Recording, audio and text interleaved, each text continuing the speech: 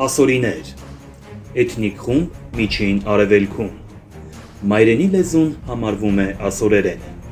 նրանց թիվը ամբողջ աշխարհում հասնում է մոտ 5 միլիոնի, ասորիները դավանում են միայն քրիստոնեություն, հնում բնակվում էին հյուսիսային Իրաքում, Սիրիայում, հյուսիս-արևմտյան Իրանում, այժմ բնակվում են հիմնականում Իրաքում, Սիրիայում, Իրանում և Ամերիկայի Միացյալ Նահանգներում։ 2011 թվականի հաշվարկներով Հայաստանում ապրում են մոտ 2770 ասորի, խոսում են սեմական լեզվախմբի նոր ասորերեն լեզվով։ Իրենց ասորի համարողների մեծ մասը քրիստոնյաներ են, հիմնականում նեստորականներ։ 1830-ական թվականներին 100 տուն ասորիներ Ուրմիա լճի արևմտյան ափից տեղափոխվեցին Արևելյան Հայաստան։ Նրանք բնակություն հաստատեցին ներքին Կույլասար գյուղում, որը գտնվում է Հայաստանի Հանրապետության Արարատի մարզում։ Հետագայում Կույլասարի ասորիների մի մասը վերաբնակեցվեց Դվին ասորի և Արզնի գյուղերում։ Ասորիները ապրում են նաև Արմավիրի մարզի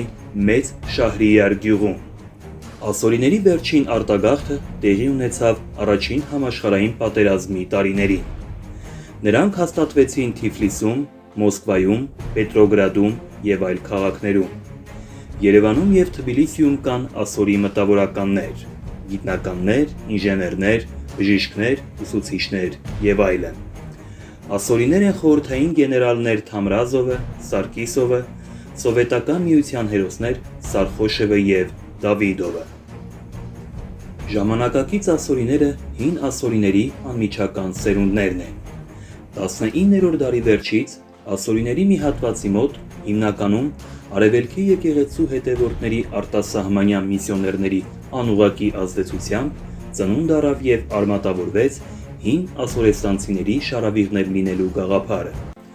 Ասորական մյուս հարանվանությունները, մասնավորապես ասորի ուղղափառ եկեղեցին չի ընդունում ասորեստանյան գաղափարը և պաշտպանում է արամեական ծագումը։ Նույն դիրքորոշումն ունի սեմագետների որոշ մասը։ Ասորիները ներկայացնում են 4 եկեղեցիներ՝ նեստորականներ, հակոբիկներ, սրյանիներ ու քլդյանիներ։ Սիրիայում սրյանի են կոչվում ասորի ուղղափառ և ասորի կաթոլիկ եկեղեցիների հետևորդ ասորիներին։ Քլդյանիները խաղդեականների մասին են։ Սրանք խաղդեական կաթոլիկ եկեղեցուն պատկանող ասորիներն են, ովքեր նախկինում պատկանել են Արևելքի եկեղեցուն։ Խաղդեական կամ խալդեական ասորական եկեղեցին որևէ կապ չունի ուրարտացիների խալդի աստծո հետ։ Շփոթմուն կարող է առաջացնել նաև խալդայներ ազգության խախտիկ գավառի բնակիչների հետ։ Իրականում բառի հիմքում աքադական քալդու բառն է, այդպես էին ասորեստանցիներն անվանում հարավային Միջագետքում հաստատված արամեացիներին։ Իսկ եկեղեցու համար խաղդեական անվանումը Վատիկանն ընտրել է կամայականորեն, առաջնորդին էլ տվել է Բաբելոնի պատրիարք Տիդղոսը։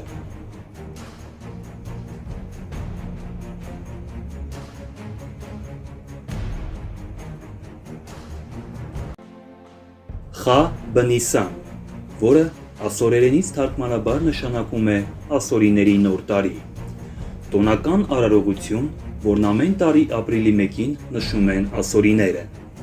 Բնության կենսական ուժերը կյանքի կոչող, զարթոնքի, նաև սիրո, ուրախության, պտղաբերության տոն է։ Այն ունի մեռնող և հարություն առնող բնության խորհուրդը։ Տոնակատարությունն ընդգրկված է Հայաստանի Հանրապետության ոչ նյութական մշակութային ժառանգության արժեքների ցանկում։ Ասորական նոր տարին հնում կոչվել է Ռի Շիթա, բառացի թարգմանությամբ տարվա գլուխ։ Այն նշվել է 12-ից 14 օր, սեպտեմբերի կեսերին, աշնան գիշերահավասարին մոտ։ Ասորեստանում նվիրված է եղել ասորական դիցարանի գլխավոր աստծուն՝ Աշուրին։ Բաբելոնում այն նվիրված էր իրենց գլխավոր աստված Մարդուկին, Հայաստանում Վանատուրին։ Երբ Բաբելոնը ենթարկվել է Ասորեստանին, վերջինիս թագավոր Սինաքերիբը փորձել է բաբելացիներին արգելել նշելու նոր տարին։ Դրա պատճառով ասորեստանցիները նոր տարին բաբելացիների նման սկսել են նշել գարնանը գիշերը հավասարի օրը ապրիլի 1-ին։ Ըստ բաբելացիների պատկերացումների,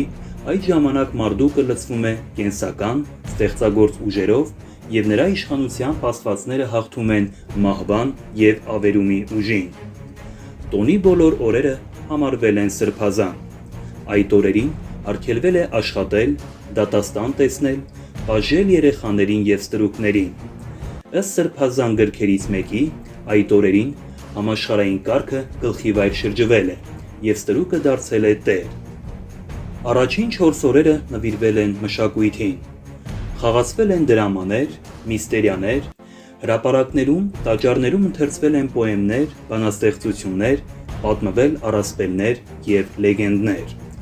Ապրիլի 4-ի լույս 5-ի գիշերը ընթերցվել է աշխարհի ստեղծման Էնում Էլիշ առասպելը, որում նկարագրվել է Մարդուկի պայքարը և հաղթանակը քաոսի և խավարի ուժերի դեմ։ Հին Ասորեստանում և Բաբելոնում այդ օրերին ներկայացվել են նաև խորհրդածեսեր, որոնցում ներկայացվել են Մարդուկի տառապանքները։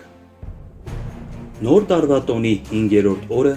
մասնակիցները բերել են նավը, որը խորհրդանշել է Աստծո համաշխարհային օվկիանոսը լողանցելով ջրանցքին հասնելու, այնուհետև անիվների վրա փոխադրված նույն նավով տոնական երթուղով դեպի Բաբելոնի սրբավայրը երկնային աշխարհ գնալու պատմությունը։ Այդ սայլ նավի անունով կառնավալ այսօր էլ կոչվում է տոնը։ Այն խորհրդանշում է հին տարվա ավարտը և նորի սկիզբը։ Տոնակատարության ընթացքում ժողովուրդը դուրս է եկել փողոց և ուրախացել։ Այդ ընթացքում ոչ մի օրենք չի գործել և ոչ մեկին չեն պատժել։ Վերջին օրը թագավորը մեկ օրով հեռացել է քաղաքից, երկիրը կառավարել է նրա ծաղրածուն։ Ծաղրածուի գահակալության շրջանը կոչել են Հիմարի օր, քանի որ այդ օրը համընկել է ապրիլի 1-ի հետ, առաջացել է ծիծաղի օրը։ Պատմական նոր տարուց հազարամյակներ անց պահպանվել են տոնակատարության որոշ տարրեր։ Դրանց մի մասը մեր ժամանակներ է հասել ձևափոխված։ Իրաքի Դոխուկ քաղաքում բնակվող ասորիները մեծ հանդիսավորությամբ նշում են նոր տարին։ Անցկացվում է կառնավալ, մեծերն ու փոքրերը լինում են տոնական զգեստներով։ Այդ տոնը նրանք կոչում են Ակիտու։ Հայաստանաբնակ ասորիների շրջանում այդ ավանդույթն այսօր վերացել է։ Տոնի օրը ամեն ընտանիք պետք է ունենա ջող սեղան։ Գլխավոր ուտեստը սպասն է, որը ի տարբերություն հայկականի պատրաստվում է 12 տեսակի բանջարեղենով և ձավարով։ Ընդունված է, որ մինչև վերջին պատառը պետք է մատուցել հյուրերին, ինչը խոսում է այն մասին, որ տոնական ուտեստն ունեցել է մատաղի գործառույթ։ Բոլոր նեղացածները տոնի ժամանակ անպայման հաշտվում են։ Բոլոր ներկաները կատարում են ազգային երգեր, պարում, ուրախանում, զրուցում։ Այդ օրը տանդուռը չի փակվում, իսկ վաղ առավոտյան եկած բոլոր հյուրերը ցանկալի են։ Այդ այցելությունների ժամանակ հյուրերը տան երեխաների համար բերում են փոքր նվերներ, խաղալիքներ, որոնք կոչվում են մնդի դթալթա։ Իրար շնորհավորելիս ասորիներն ասում են «Ռի շիթողուն ավբրիխա», որը նշանակում է շնորհավոր նոր տարի, և ստանում պատասխան «Մնոխուն մույդալը», որը նշանակում է ձեզ հետ։ Տարեհացը, որը ասորերեն կոչվում է Քյադեթ Ռիշիթա, համարվում է տարվա խորհրդանիշը։ Դրան նոր տարվա տոնակատարության ժամանակ հատկացվում է ամենագլխավոր դերը։ Տարեհացը շաղախվում է կաթով, մեջը դնում են հատիկավոր որևէ բան կամ մանրադրամ, ուլունք, ոսկեզարդ և այլն, զարդարում են ընկույզով, չամիչով, նուշով։ Տարեհացը խաչաձև բաժանվում է 4 մասի, այդ մասերը խորհրդանշում են տարվա 4 եղանակները։ Տարեհացը կտրվում է նոր տարվա գիշերը կամ հաջորդ օրը, ամբողջ ընտանիքի ներկայությամբ։ Աղոթքից հետո